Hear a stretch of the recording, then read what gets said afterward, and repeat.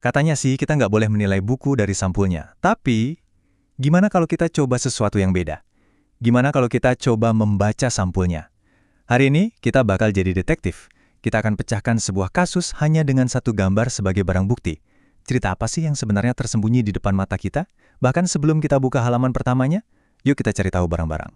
Oke, ini dia nih berkas kasus kita, sampul buku The Rooster Bar karya John Grisham. Coba deh untuk beberapa menit ke depan, lupain dulu semua yang mungkin kalian tahu tentang buku atau penulis ini. Anggap aja kalian baru pertama kali lihat buku ini. Pertanyaannya simpel, hanya dari gambar ini, menurut kalian buku ini ceritanya tentang apa? Setiap investigasi itu kan mulainya dari insting ya. Jadi langkah pertama kita simple banget. Apa kesan pertama yang kalian dapat? Sebelum kita bedah detailnya satu persatu, kita coba rasain dulu deh suasana apa yang langsung kerasa dari sampul ini. Coba deh, liatin dan rasain sebentar. Nuansanya gimana? Apakah terasa ringan dan lucu, atau mungkin romantis, atau malah ada ketegangan di baliknya? Setiap elemen di sini, warna, tulisan, gambarnya, semuanya tuh kerja bareng buat menciptakan sebuah rasa. Jadi, apa yang pertama kali kalian rasakan? Oke, sekarang baru kita beneran jadi detektif. Yuk, kita bedah sampul ini jadi potongan-potongan bukti. Setiap elemen visualnya itu adalah petunjuk yang bakal ngebawa kita makin dekat ke inti ceritanya. Bukti pertama kita, 3 gelas. Ini bukan sekedar pajangan loh. 3 gelas ini langsung ngasih kita gambaran setting atau latarnya. Kemungkinan besar di sebuah bar atau tempat pertemuan. Dan jumlahnya yang ada 3 itu juga nunjukin adanya interaksi. Bisa jadi obrolan santai, negosiasi penting, atau jangan-jangan sebuah konfrontasi. Selanjutnya, lihat deh kartu remi itu. Kartu itu kan selalu soal peluang ya, soal resiko, soal taruhan, artinya ada sesuatu yang lagi dipertaruhkan di sini. Tapi yang paling bikin penasaran, simbolnya itu loh, seekor ayam jago. Kenapa coba ayam jago? Apa itu nama tempatnya? Atau sebuah kode? Atau jangan-jangan simbol buat sesuatu yang lebih gede? Kayak adu nyali atau kesombongan mungkin? Nah, sekarang kita ngomongin warna. Kombinasi orange sama biru yang kontras banget ini, itu bukan pilihan asal-asalan. Ini sengaja dibuat untuk menciptakan suasana tertentu.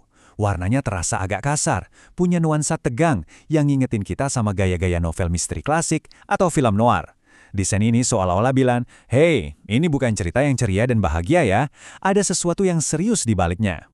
Oke, kita kumpulin dulu ya bukti-bukti kita sejauh ini. Kita punya latar sosial, kemungkinan sebuah bar, terus ada unsur risiko atau pertaruhan yang gede, dan semua itu dibungkus dalam suasana yang tegang dan serius. Nah, udah mulai kebayangkan kerangka ceritanya? Oke, bukti visualnya udah dapat. Sekarang, yuk kita gabungin sama petunjuk verbal paling gede di sampul ini. Judulnya itu sendiri. Dengan semua petunjuk tadi, gelas-gelas, kartu remi, ayam jago yang misterius, plus suasana tegangnya, kita bisa mulai nyusun teori nih.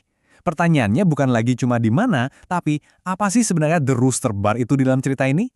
Berdasarkan bukti-bukti yang kita punya, hipotesisnya kira-kira begini. The Rooster Bar itu bukan sekedar nama bar biasa. Ini tuh arenanya. Tempat di mana para karakter utama ketemu, tempat di mana resiko besar diambil, dan kemungkinan besar tempat di mana semua kejadian penting di cerita ini berpusat. Ini adalah pusat dari semua ketegangan yang kita rasakan.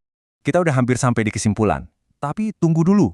Masih ada satu barang bukti terakhir yang penting banget, dan bisa dibilang ini yang paling kuat. Petunjuk ini bisa mengubah cara kita baca semua petunjuk yang udah kita kumpulin sebelumnya. Nama penulisnya. Ketika seorang penulis udah sekelas John Grisham, namanya itu bukan lagi cuma sekedar nama, itu udah jadi semacam merek, sebuah jaminan. Nama itu membawa serangkaian ekspektasi, sebuah janji tentang jenis cerita kayak apa yang akan kita nikmati. Dan disinilah semuanya jadi klik. Tiba-tiba aja, latar sosial yang kita duga tadi, kemungkinan besar adalah tempat para pengacara bertemu. Risiko dan pertaruhan itu berubah jadi kasus berisiko tinggi. Dan suasana tegang itu ternyata akarnya ada di tema keadilan dan moralitas. Nama Grisham itu bukan ngebantah bukti visual kita. Sebaliknya, dia ngasih fokus yang tajam banget, mengarahkan semua petunjuk kita langsung ke genre legal thriller. Jadi intinya gini, sampul buku itu bukan cuma hiasan. Ini tuh halaman pertama, sebelum halaman pertamanya. Sebuah alat komunikasi yang super efisien, yang bisa menceritakan mini cerita, mengatur suasana dan ngasih janji ke pembaca, semuanya dalam sekejap mata. Dan kerangka ini bisa kalian pakai buat buku apa aja. Anggap aja ini toolkit detektif kalian. Lain kali kalian lihat sampul buku, coba 4 langkah ini. Pertama, rasain suasananya. Kedua, cari simbol-simbolnya. Ketiga, hubungin semuanya sama judulnya. Dan terakhir, masukin faktor reputasi sang penciptanya. Ini cara jitu buat membongkar cerita apapun yang coba disampaikan lewat sebuah sampul. Nah, sekarang giliran kalian yang jadi detektif. Coba deh, lihat buku-buku di rak kalian dengan cara yang baru. Nggak usah baca sinopsis di belakangnya dulu. Coba baca sampul depannya. Kisah-kisah apa sih yang selama ini sebenarnya udah tersembunyi, tepat di depan mata kalian?